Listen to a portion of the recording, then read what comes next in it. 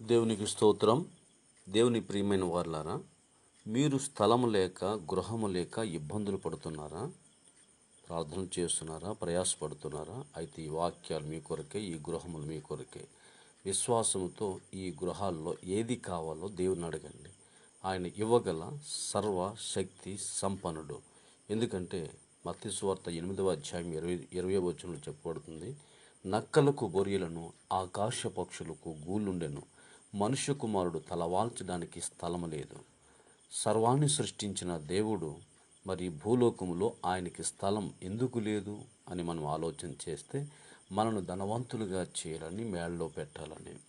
కీర్తన గ్రంథం 113:8 రాయబడ్డది, ఆయన దీనులను పైకి లేవనెత్తేవాడు, ఉన్నతాస్థితిలో పెట్టేవాడని దేవుని యొక్క వాక్యం సెలవిస్తుంది. కాబట్టి మీరు ఆశించేది పొందుకుంటారని పరిపూర్ణ నమ్మకాన్ని, విశ్వాసాన్ని కలిగి ఉండండి. కీర్తన గ్రంథం 127వ కీర్తనలో ఏం చెప్పబడుతుంది? యెహోవాయే ఇల్లు కట్టించువాడు అని. ఆయన కట్టనిదే వారి యొక్క ప్రయాసము వ్యర్థమని వ్రాయబడ్డాది. గనుక కట్టించేవాడు ఆయనే. సమస్తం ఆయన వలనను, ఆయన ద్వారాను, ఆయన మూలంగా కలిగి ఉన్నది అని వ్రాయబడ్డాది. కలిగి ఉన్నదేదియో ఆయన లేకుండా కలగలేదు.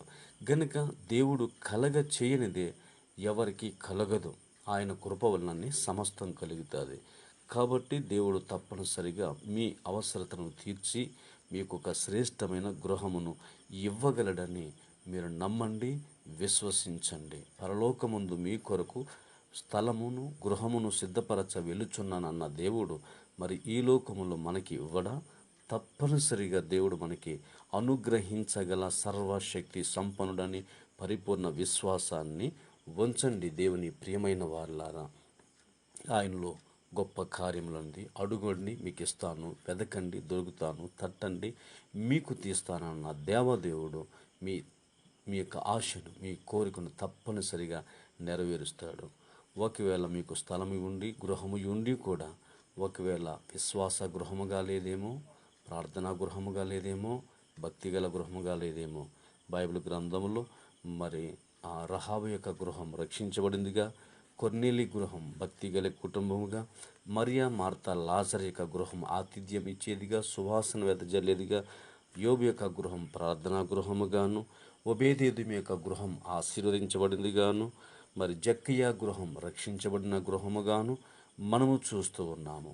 గనుక మరి ఇటువంటి గృహాల్లో మీ యొక్క గృహం ప్రార్థన, ధూప, దీప నైవేద్యములు వెళుతూ ఉన్నాయా? మరి నీతిమంతుని యొక్క గృహములో ఆశీర్వాదం ఉంటుంది. నీతిమంతుని యొక్క ఇల్లు నిలుస్తుంది. నీతిమంతుని యొక్క ఇంటిలో వెలుగు ఉంటుందని వాక్యం చెప్పబడుతుంది. కనుక మీ యొక్క గృహం నీతిమంతుని యొక్క గృహములాగా, ప్రార్థనా గృహముగా, విశ్వాస గృహముగా, ప్రార్థనా గృహముగా, మరి అన్ని ఐశ్వర్యములు కలిగిన గృహముగా ఉండాలని కోరుకుంటూ ఈ మాటలు ముగిస్తున్నాను. దేవుడు దీవించుగాక.